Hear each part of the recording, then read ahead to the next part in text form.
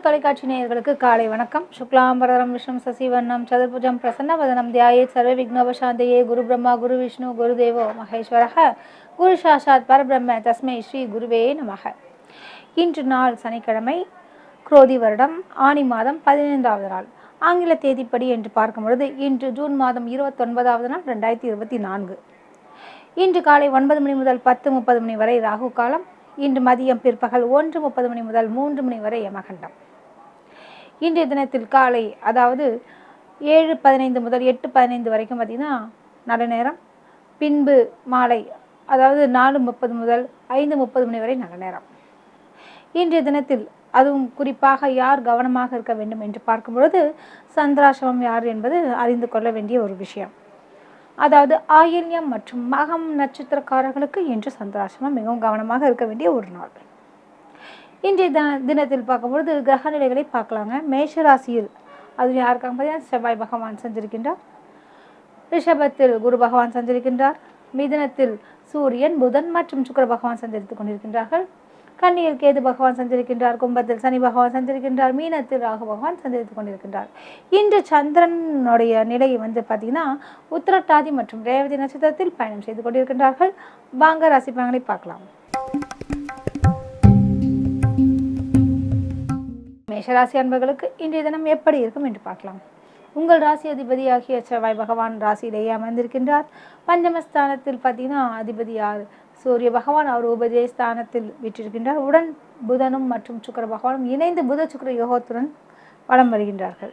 இன்று சந்திரன் விரயஸ்தானத்தில் விற்றிருக்கின்றார்கள். அதுவும் புரட்டாதி மற்றும் உத்திரட்டாதி ரேவதி இந்த நட்சத்திரங்களில் பயணிக்கும் பொழுது அதுவும் குறிப்பாக மேஷராசி அன்பர்களுக்கெல்லாம் என்னன்னு பார்த்தீங்கன்னு வச்சுக்கோங்களேன், குறிப்பாக அதாவது ரியல் எஸ்டேட் இடம் மனை சம்பந்தப்பட்ட விஷயங்களில் நல்ல ஒரு லாபத்தை நீங்கள் நிச்சயமாக எதிர்பார்க்கலாம்.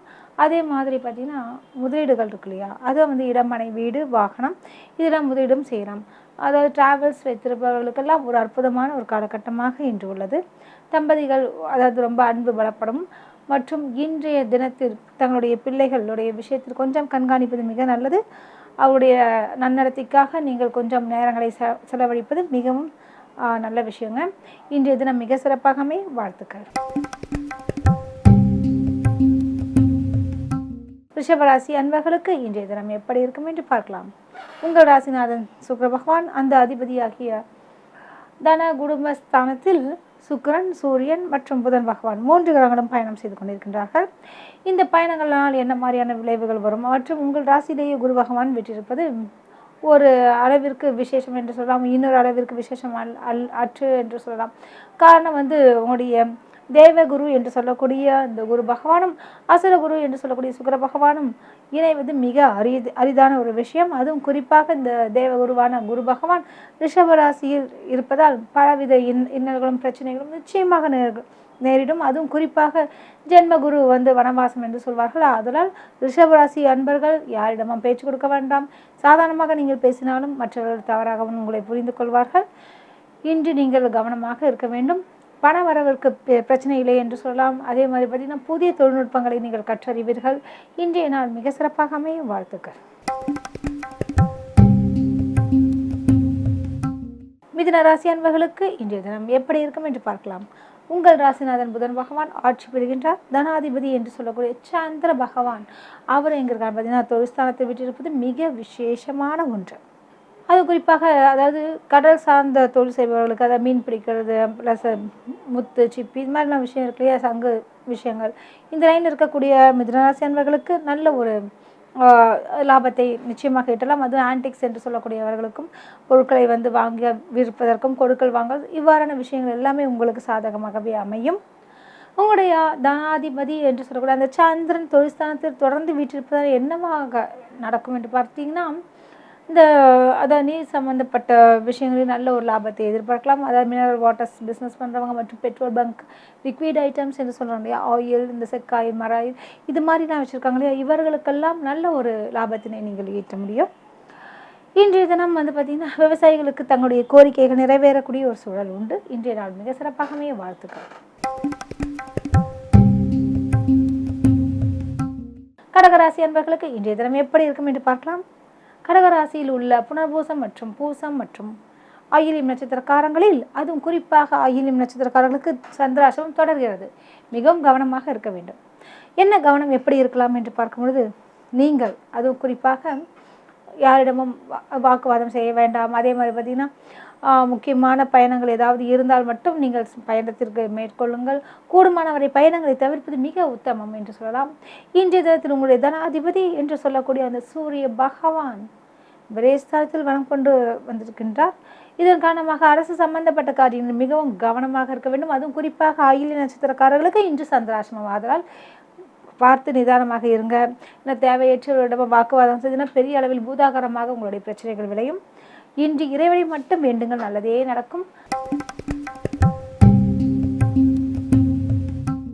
சிம்ம ராசி அன்பர்களுக்கு இன்றைய தினம் எப்படி இருக்கும் என்று பார்க்கலாம். உங்கள் ராசிநாதன் சூரிய பகவான் உபஜயஸ்தானம் என்று சொல்லக்கூடிய லாபஸ்தானத்தில் சஞ்சரித்துக் கொண்டிருக்கின்றார். உங்கள் தனாதிபதி என்று சொல்லக்கூடிய அந்த புதன் பகவானுடைய நிலையும் வந்து பார்த்தீங்கன்னா லாபஸ்தானம் ஏறி இருக்கின்றார். நிச்சயமாக உங்களுக்கு என்ன மாதிரியான பலன்கள் கிட்டும் என்று பார்க்கும்போது, தாய் மாமன் வழி உறவினர்கள் நிச்சயமாக உங்களுக்கு உதவிக்கிற ஆதரவுகள் நிச்சயமாக தருவார்கள். உங்களுடைய அதுவும் குறிப்பாக அரசு சம்பந்தப்பட்ட காரியங்கள் உங்களுக்கு லாபமே நிகழும். ஒரு சிலருக்கு ஒரு டெண்டரில் ஒரு கையெழுத்து விட்டு ஒப்பந்தத்தில் வந்து நீங்கள் கையெழுத்திடலாம். இவ்வாறு பல விதமான நன்மைகள் உங்களுக்கு கிடைக்கப்பெறும். உங்களுடைய தனாதிபதி என்று சொல்லக்கூடிய அந்த புதனுடைய நிலையை அப்படி பார்த்தீங்கன்னாலும் மிகவும் ஆட்சி பலம் பெற்றிருப்பதால் நிச்சயமாக பணவரவுக்கு பங்கம் இல்லை என்று சொல்லலாம். ஒன்றுக்கு மேற்பட்ட துறைகளில் இருந்து கூட தங்களுக்கு பணம் வருவதற்கு வாய்ப்புகள் உண்டு. வாழ்த்துக்கள். கன்னிராசி அன்பர்களுக்கு இன்றைய தினம் எப்படி இருக்கும் என்று பார்க்கலாங்க. உங்கள் ராசிநாதனாகிய புதன் பகவான் தொழில் ஸ்தானத்தில் ஆட்சியுடன் இருப்பது மற்றும் சுக்கிர பகவான் அதாவது நட்பு கிரகம் என்று சொல்லக்கூடிய புதனுக்கு புத சுக்கிர யோகத்துடனும் மற்றும் சூரியனுடன் புதன் பகவான் சேருவதால் புதாத்திய யோகமும் தங்களுக்கு நிரம்பி வழிகிறது. இதன் காரணமாக தங்களுடைய தொழிலில் நல்ல ஒரு முன்னேற்றத்தையும் மற்றும் புதிய புதிய தொழிலில் பணத்தை முதலீடு செய்வதற்கும் அதை தாண்டி பார்த்திங்கன்னா உங்களுடைய உறவுக்காரர்கள் வாயிலாகவும் இந்த பார்ட்னர்ஷிப் என்று சொல்லக்கூடிய விஷயங்கள் எல்லாம் தங்களுக்கு நடக்கப் போகிறது. இதன் காரணமாக நல்ல ஒரு வருவாயும் நல்ல ஒரு லாபத்தையும் நீங்கள் ஈட்டுவீர்கள். தம்பதிகள் ஒருவருக்கொருவர் அன்புடனும் ஆதரவுடன் இருப்பார்கள். இன்றைய நாள் மிக சிறப்பாக அமைய வாழ்த்துக்கள். துலாம் ராசி அன்பர்களுக்கு இன்றைய நாள் எப்படி இருக்கும் என்று பார்க்கலாம். உங்கள் ராசிநாதன் சுக்கிர பகவான் பாக்கியஸ்தானத்தில் வீற்றிருப்பது மிக விசேஷம். தனாதிபதி என்று சொல்லக்கூடிய அதிபதி யார் என்று பார்க்கும் பொழுது அதாவது செவ்வாய் பகவான் அவர் கடத்தஸ்தானத்தில் ஆட்சி புரிகின்றார். இதன் காரணமாக உங்களுக்கு அதுவும் குறிப்பாக ரியல் எஸ்டேட் பிஸ்னஸ் செய்பவர்களுக்கெல்லாம் ஒரு அற்புதமான ஒரு காலகட்டம் என்று சொல்லலாம். அது மட்டுமின்றி பார்த்திங்கன்னா கணவன் மனைவி இருவருக்குள் நல்ல ஒரு பரஸ்பர ஒரு புரிதலும் உங்களுக்கு கிடைக்கும் என்று. அது மட்டுமின்றி பார்த்திங்கன்னா இன்று உறவினர்கள் வீட்டிற்கு வந்து போவார்கள். அவர்கள் வழியாக ஒரு நல்ல மகிழ்ச்சியும் ஒரு தெம்பும் உண்டாகும். இன்றைய நாள் மிக சிறப்பாக அமைய வாழ்த்துக்கள். விருச்சிக ராசி அன்பர்களுக்கு இன்றைய நாள் எப்படி இருக்கும் என்று பார்க்கலாம். உங்கள் ராசிநாதன் செவ்வாய் பகவான் உபஜயஸ்தானம் என்று சொல்லக்கூடிய ருண ரோக சத்ருஸ்தானமான 6வது வீட்டில் ஆட்சி பெறுகின்றார். உங்களுடைய தனாதிபதி என்று சொல்லக்கூடிய அந்த குரு பகவானும் களத்திர ஸ்தானத்தில் விட்டிருக்கின்றார். இதன் காரணமாக பல்வேறு விதங்களிலும் தங்களுக்கு நன்மைகள் நிகழும். குறிப்பாக மாணவர்கள் வெளிநாட்டிற்கோ அல்லது வெளியூருக்கோ சென்று படிக்க வேண்டும் என்ற ஆர்வங்கள் நிகழும். அது மட்டுமின்றி ஒரு சிலர் வந்து பார்த்திங்கன்னா பகுதி நேர தொழிலாக சில தொழில்களை இன்று துவங்குவார்கள்.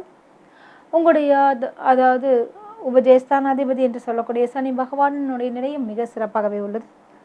இளைய சகோதர சகோதரி வழிகளிலும் தங்களுக்கு நன்மையை நிகழும். உறவினர்களுடைய பாராட்டுகள் கிடைக்கும். இன்றைய நாள் மிக சிறப்பாக அமைய வாழ்த்துக்கள். தனுசு ராசி அன்பர்களுக்கு இன்றைய நாள் எப்படி இருக்கும் என்று பார்க்கலாம். உங்கள் ராசிநாதன் குரு பகவான் உபஜயஸ்தானத்தை விட்டிருப்பது மற்றும் கடத்திரஸ்தானத்தில் ஒன்றுக்கு மேற்பட்ட கிரகங்கள் இருப்பதால் நிச்சயமாக தனுசு ராசி அன்பர்களுக்கு திருமணமாகாத அன்பர்களுக்கு நிச்சயமாக நல்ல ஒரு வரன் கிடைக்கும். உங்களுடைய கடத்திரஸ்தானத்தில் யாருக்கு என்று பார்க்கும் பொழுது அதாவது சூரியன் புதன் மற்றும் சுக்கிர பகவான் வீற்றிருப்பதால் உங்களுடைய பார்ட்னர் என்று சொல்லக்கூடியவர்கள் மிக அருமையான இடத்திலிருந்து வருவார்கள். அதாவது திருமணமாகாத தனுசு ராசி அன்பர்களுக்கு தாங்கள் விரும்பிய பெண்ணையை கைப்பிடிக்கக்கூடிய சூழலும் உண்டாகும். உங்களுடைய 4வது இடம் என்று சொல்லக்கூடிய குருவோட வீடான அந்த மீன அதிபதியாகிய குரு அதாவது உபஜயஸ்தானத்தில் என்று சொல்லக்கூடிய 6வது இடத்தில் இருப்பதால் நிச்சயமாக உடல்நலம் சம்பந்தப்பட்ட விஷயத்தில் மிகவும் கவனமாக இருக்க வேண்டும். வாழ்த்துக்கள். மகர ராசி அன்பர்களுக்கு இன்றைய நாள் எப்படி இருக்கும் என்று பார்க்கலாம். உங்கள் ராசிநாதன் சனி பகவான் ஆட்சி பலம் பெறுகின்றார். மற்றும் உங்களுடைய உபஜயஸ்தானத்தில் அந்த அதிபதி யார் என்று பார்க்கும்போது குருவாகின்றார். மற்றும் அந்த இடத்தில் ராகு பகவானும் சஞ்சரிப்பதால் நிச்சயமாக தங்களுக்கு ஒரு தன்னம்பிக்கையும் ஒரு புது பொலிவும் ஒரு உற்சாகமான நாளாக இன்று அமையப் போகிறது. இன்றைய தினத்தில் அதுவும் குறிப்பாக அதாவது எந்த இடம் பார்த்தீங்கன்னா பஞ்சமஸ்தானத்தில் குரு பகவான் வீற்றிருப்பது ஒரு சில விஷயங்களில் நல்லதே நடக்கும். கொஞ்சம் அந்த தனித்திருந்தால் அவதிகள் பலவாம் என்பதற்கு நாங்கள் கொஞ்சம் அந்த விஷயங்களில் கொஞ்சம் கவனமாக இருக்க வேண்டும். உங்களுடைய குறிப்பாக பார்த்தீங்கன்னா இந்த வெளியூர் பிரயாணங்கள் மேற்கொள்ளுதல் மற்றும் சுற்றுலாவுக்கு சென்று வருதல் மற்றும் அவர்களை ஆன்மீக யாத்திரைகளுக்கு அனுப்பி வைத்தல் இவ்வாறான விஷயங்கள் எல்லாமே வெளிநாடு வெளியூர் சம்பந்தப்பட்ட தொடர்புகள் பல்வேறு விதங்கள் உங்களுக்கு நடக்கும். உங்களுடைய அதாவது பார்த்தீங்கன்னா சனி பகவான் ஆட்சி படத்துடன் இருப்பது மட்டுமின்றி 7 சனியாக இருப்பதால் கொஞ்சம் கவனமாகவும் பொறுமையாகவும் நிதானமாகவும் செல்லுங்கள். இன்றைய நாள் மிக சிறப்பாகவே வாழ்த்துக்கள். கும்பராசி அன்பர்களுக்கு இன்றைய நாள் எப்படி இருக்கும் என்று பார்க்கலாம்.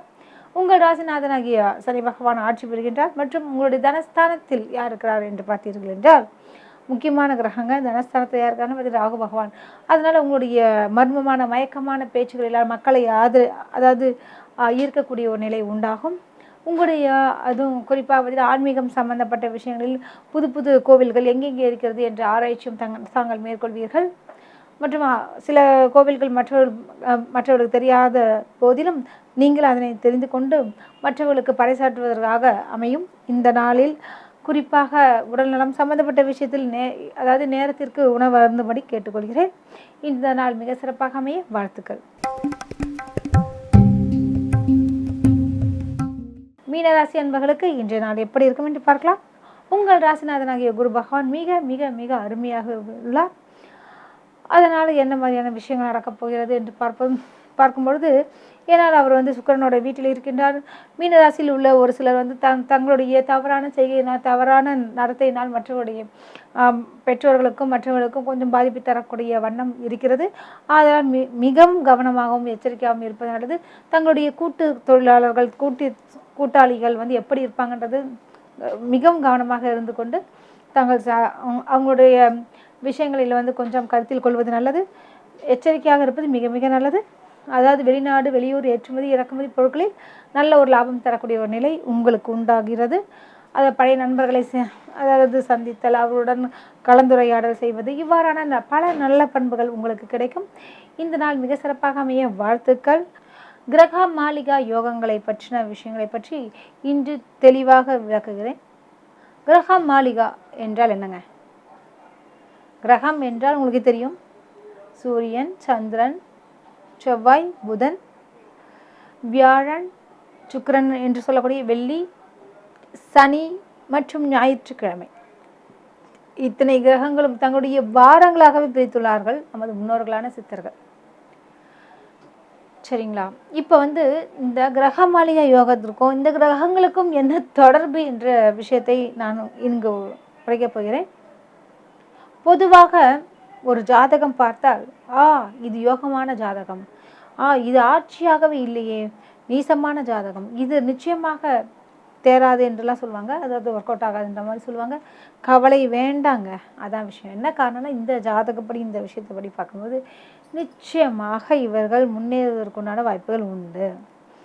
எப்படி அப்படின்னு பார்த்தீங்கன்னு வச்சுங்களேன், இந்த கிரகங்கள் சொன்னோம் இல்லையா, ஒவ்வொரு கிரகங்கள் அதாவது சூரியன், சந்திரன், செவ்வாய், புதன், வியாழன் என்றால் குரு பகவானை குறிக்கும், வெள்ளி என்றால் சுக்கர பகவானை குறிக்கும், சனி மற்றும் ராகு கேதுக்கள், சூரியன், இந்த கிரகங்களை ஒட்டி பார்க்கும்பொழுது நிச்சயமாக கிரக மாளிகா யோகம் மிக மிக அவசியமானது. இந்த கிரக மாளிகா யோகம் இருந்தாலே பெரிய அளவில் அதாவது டாப் டக்குன்றாங்க இல்லையா, அதாவது இப்போ பெரிய அரசாளக்கூடிய அவர்களுடைய ஜாதகத்தை நான் பார்த்தேன். அவர்கள் அதன்படியே அதாவது அரசாண்டு மரித்து போனார்கள். அதனால் அப்பொழுது ஜாதகத்திற்கும் கிரக மாளிகா யோகம் மற்றும் அந்த நபருக்கும் நல்ல ஒரு விஷயத்தை நாம் காண முடியும். அப்படி பார்க்கும் பொழுது இந்த கிரக மாளிகா எப்படி இருக்குமோ அதனுடைய கிரக அமைப்பு என்று பார்த்தீர்கள் என்றால் நான் இதில் பார்ப்பீங்க, இந்த தொலைக்காட்சியிலேயே கீழே கொடுத்துருப்பாங்க. இவ்வாறு இருந்தால் அவர்களுக்கு கிரக மாளிகை அதாவது என்னென்னா, அதாவது மீனத்தில் யார் இருக்கிறார் என்று பார்த்தீங்கன்னா ராகு பகவான் சஞ்சரிக்கின்றார். கேது பகவான் கன்னி ராசியில் சஞ்சரித்து கொண்டிருக்கின்றார். பொதுவாகவே இதற்கு பெயர் கிரக மாளிகா யோகம் மட்டுமா? அது மட்டும் இல்லைங்க, வீணா யோகம் என்று சொல்வார்கள். அது என்னது வீணா யோகம், கிரக மாளிகா யோகம்?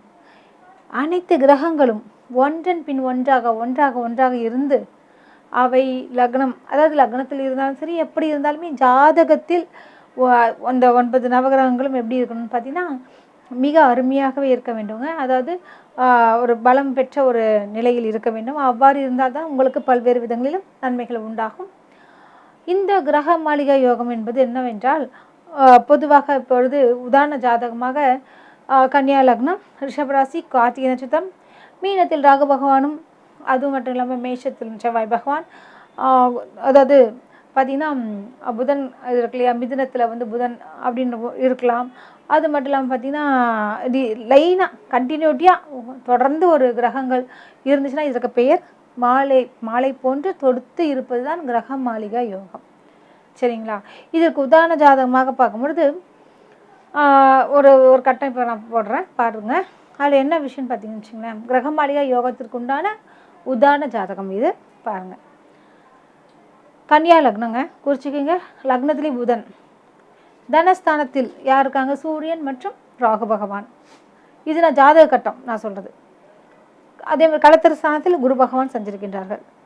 அடுத்தபடியாக வருவது அதாவது பார்த்திங்கன்னா மீனத்தில் யார் இருக்காங்கன்னா கேது பகவானும், அதாவது ரிஷபத்தில் சந்திர பகவானும், தொழில் ஸ்தானம் என்று சொல்லக்கூடிய இடத்தில் செவ்வாய் பகவானும், 11வது இடம் என்று சொல்லக்கூடிய இடத்தில் சனி பகவானும், மற்றும் 12வது இடம் என்று சொல்லக்கூடிய அந்த சுக்கிரனுடைய நிலை பார்த்திங்கன்னா விரயஸ்தானத்தில் இருக்காங்க.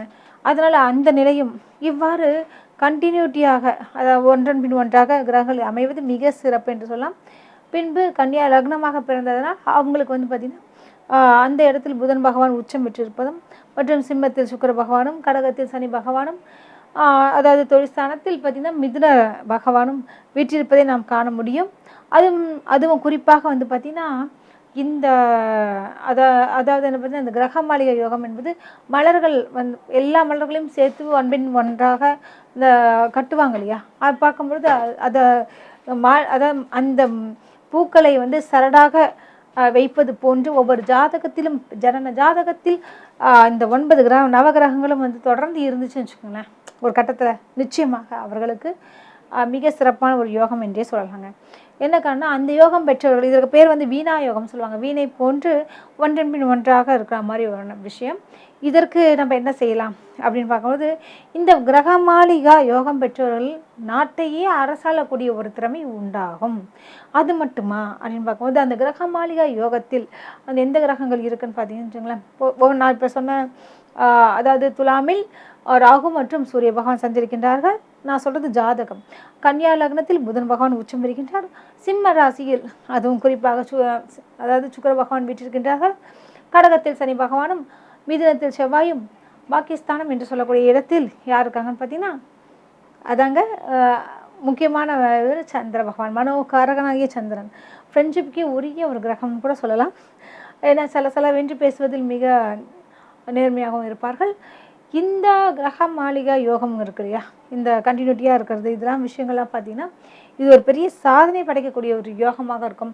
இது மாதிரி கிரக மாளிகா யோகத்தை நான் நிறைய கிளைண்ட்டுக்கிட்ட பார்த்துருக்கேன். அவங்களோட ஜாதகம்லாம் பார்க்கும்போது இருக்கும், கண்டிப்பாக ஏதாவது ஒரு கலைகளில் நீங்கள் இருக்கீங்களான்னு கேட்பேன். நிச்சயமாக இருக்கேன்னு என்ற ஒரு பதில் வரும். எப்படிங்க கண்டுபிடிச்சிங்கன்னுவாங்க. இது மட்டும் இல்லாமல் பார்த்திங்கன்னா இந்த நீங்கள் இருக்கக்கூடிய அருகாமையில் இருக்கக்கூடிய கோவில் சில விஷயங்கள் அனைத்துமே தங்களுக்கு புரியும் வண்ணமாக நான் சொல்லி எடுத்துரைப்பேன். இவ்வாறு இருக்கும்பொழுது இந்த கிரக மாளிகா யோகம் என்பது நான் சொன்னேன் இல்லையா, உதாரண ஜாதகத்தை போட்டு பார்த்தா அதில் வந்து புதன் உச்சமாக இருக்கிறார். களத்திர ஸ்தானத்தில் குரு பகவான் வீற்றிருப்பதால் இவர்கள் ஒரு நல்ல ஒரு ஆன்மீக பணியில் தொடர்ந்து செய்து கொண்டிருக்கின்றார்கள் என்று சொல்லலாம். மற்றும் வந்து தொழில் சம்பந்தப்பட்ட விஷயத்தில் இப்பொழுது எந்த ஒரு முடிவையும் எடுக்க வேண்டாம் என்று சொன்னார்கள். அது மாதிரியான விஷயங்கள்லாம் இருக்கும் இல்லையா, இதெல்லாம் வந்து பார்த்திங்கன்னா இந்த கிரக மாளிகை யோகத்தில் வந்து எந்த தொழிலை செய்தால் நமக்கு நல்லதுன்ற விஷயங்கள்லாம் நம்ம கண்டுபிடிக்க முடியும். எப்படின்னு பார்த்திங்கன்னா அது தொழில் ஸ்தானத்திலிருந்து அந்த கிரக மாளிகை யோகம் வருகிறதா, அல்லது களத்திர ஸ்தானத்திலிருந்து இந்த கிரக மாளிகை வருகிறதா என்பதையெல்லாம் ஒட்டித்தான் ஒரு பலனை சொல்ல வேண்டுமே தவிர மேலெழுந்த வாரியாக நம்ம பேசக்கூடாதுங்க. சரிங்களா? அதன்படி பார்த்திங்கன்னா அந்த கிரகத்தை மாலையாக தொடுத்து அழகாக இவ்வாறு இருப்பவர்கள் மிகவும் பெரிய அளவில் சாதனை படைக்கக்கூடிய ஒரு திறமை நிச்சயமாக அவர்களிடம் இருக்கும் என்று தான் சொல்வேன். இந்த கிரக மாளிகையை பற்றி நிறையா சொல்லிட்டு இருந்தோம். அதே எந்தெந்த ஸ்தானங்களிலிருந்து கிரக மாளிகை ஸ்டார்ட் ஆகுதுன்ற ஒரு விஷயமும் முக்கியமானதுங்க. இப்போ தொழில் ஸ்தானத்துலேருந்து லக்னம் வரைக்கும் அப்படி வருதுன்னு வச்சுக்கோங்க, பின் யோகம்னு சொல்லலாம். இவங்களுக்குலாம் எப்படின்னா ஒரு 35-40 வயசுக்கு மேலே தான் வாழ்க்கையே ஆரம்பிப்பாங்க. இது மாதிரி ஒரு கிரக அமைப்புகள் இருந்துச்சுன்னா. இன்னும் ஒரு சில பார்த்திங்கன்னா களத்திர ஸ்தானம் இருக்கு இல்லையா, அந்த இடத்துலேருந்து கிரகங்கள் தொடர்ந்து அமர்ந்திருந்தால் அப்போ என்ன ஆகும்னு பார்த்தீங்கன்னா திருமணத்திற்காக பின்பு அவர்கள் வளர்ச்சியை அடைவார்கள் என்று பொருள்படுங்க. அதே மாதிரி பார்த்தீங்கன்னா இந்த பக்கம் லக்னம் முதல் 4வது இடம் என்று சொல்லக்கூடிய லக்னம், தனஸ்தானம் மற்றும் உபஜயஸ்தானம் என்று சொல்லக்கூடிய 3வது ஸ்தானம், 4வது ஸ்தானம் வரைக்கும் அனைத்து கிரகங்களும் நிரம்ப பெற்றவர்களுக்கு வீடு வாகனத்தால் நல்ல ஒரு யோகமும் நல்ல ஒரு கோடீஸ்வர யோகமும் நிச்சயமாக அமையுங்க. அதே மாதிரி பார்த்திங்கன்னா இப்போ பஞ்சமஸ்தானத்திலிருந்து இந்த கிரக மாளிகை அமைப்பு இருக்குன்னு வச்சுக்கோங்களேன், என்ன நடக்கும் அப்படின்னு பார்த்தீங்கன்னா குழந்தைகளால் அவர்களுக்கு லாபமாகும். குழந்தை பிறந்த பிறகு அவர்கள் ஒரு நல்ல ஒரு வளர்ச்சியை காண்பார்கள் என்பதை நம்ம இந்த கிரக மாளிகை அந்த யோகத்து மூலியமாக சொல்லலாங்க. கிரக மாளிகை யோகத்துக்கு உண்டான ஒரு உதாரண கட்டத்தை நம்ம பார்த்தோம் இல்லையா, அது அப்படின்னா கன்னியா லக்னம், ரிஷபராசி, கார்த்திகை நட்சத்திரம், களத்திரஸ்தானத்தில் குரு பகவான், அஷ்டமஸ்தானத்தில் கேது பகவான், சந்திர பகவான் 9வது இடம் என்று சொல்லக்கூடிய பாக்கியஸ்தானத்தில் வீற்றிருக்கின்றார். 10வது இடம் என்று சொல்லக்கூடிய செவ்வாய், அந்த இடத்துல செவ்வாய் பகவான் வீற்றிருக்கின்றார். 11வது இடம் என்று சொல்லக்கூடிய சனி பகவான் அந்த இடத்துல வீற்றிருக்கின்றார். சுக்கிரன் எங்கே இருக்கார் பார்த்தீங்கன்னா விரயஸ்தானத்தில் உள்ள லக்னத்தில் கன்னியா லக்னத்தில் புதன் பகவான் உச்சம் பெற்றிருக்கின்றார். தனஸ்தானத்தில் ராகு மற்றும் சூரிய பகவான் வீற்றிருப்பதால் இவர்களுக்கு அந்த கிரக மாளிகை யோகம் தொடர்ந்து வருகிறது. இந்த யோகங்களை பெற்றவர்கள் நிச்சயமாக ஒரு பெரிய பெரிய ஒரு தலைமை பொறுப்புக்கு வரக்கூடிய ஒரு யோகம் நிச்சயமாக அவர்களுக்கு உண்டு. அதை சொன்ன பல யோகங்கள் இருந்தாலும் இது மாதிரியான யோகங்கள் இருப்பது மிக அரிதான ஒரு காரியம்.